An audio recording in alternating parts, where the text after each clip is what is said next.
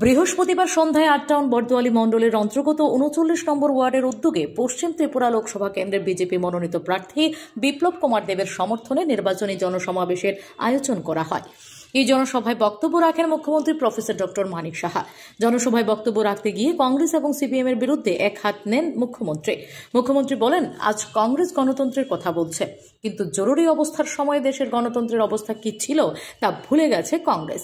তিনি বলেন, রাজ্যের 10 বছরের সিপিএম সরকারের হাত থেকে অব্যাহতি পেয়ে 1988 সালে রাজ্যবাসী একবার কংগ্রেসকে ক্ষমতায় এনেছিলেন, কিন্তু জোট আমলের বিভীষিকাময় অধ্যায়ের অবস্থা সবাই জানেন। এই বিভীষিকাময় অধ্যায়ের রেকর্ড বাজিয়েই সিপিএম রাজ্যে একটানা 25 বছর রাজত্ব করেছে। বর্তমানে তারা এক হয়ে ভোট চাইছে। মুখ্যমন্ত্রী বলেন, আধুলির এপিঠ ওপিঠ হয়ে গেছে কংগ্রেস এবং সিপিএম। নির্বাচক মণ্ডলের উদ্দেশ্যে মুখ্যমন্ত্রী বলেন, এই ভোট দেশ গঠনের ভোট। দেশ আগামী দিন কোন পথে এগিয়ে চলবে তার নির্ধারণ করবে নবনির্বাচিত সরকার।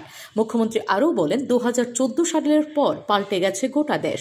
এখন দেশের দাঙ্গা দেখা যায় না, দেশ এখন অনেকটাই শক্তিশালী হয়েছে। বর্তমানে চীনেও অরুণাচল প্রসঙ্গ নিয়ে কথা বলতে 10 বার চিন্তা করে। মুখ্যমন্ত্রী বলেন, দেশ যদি শক্তিশালী থাকে তবে দুশ্চিন্তার কোনো কারণ থাকে না। প্রধানমন্ত্রী নরেন্দ্র মোদীর সুযোগ্য নেতৃত্বেই দেশ শক্তিশালী হয়েছে বলে জানান মুখ্যমন্ত্রী মানিক সাহা।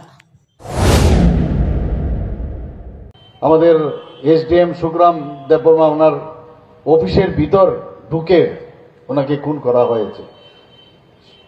সারা ত্রিপুরাতে যেখানে যায় খালি এই খুন আর খুন।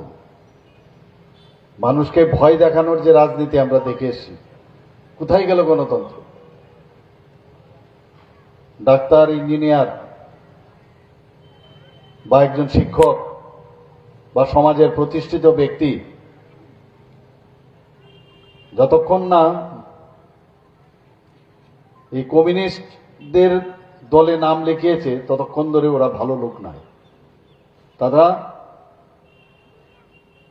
মানে ভালো লোকের সংজ্ঞা হচ্ছে যদি কমিউনিজমে যদি বিশ্বাস করেন বা কমিউনিস্ট দলে থাকেন তবেই ওনাদেরকে বলা হয় গুড ম্যান। এই তো ছিল আপনাদের গণতন্ত্র। ট্রান্সফারের ভয় দেখিয়ে মানুষকে তাদের মনের যে ইচ্ছা সেটাকে দাবিয়ে রেখেছিল। কোথায় গেল গণতন্ত্র? Bureau report, S Bharat live 24 hours.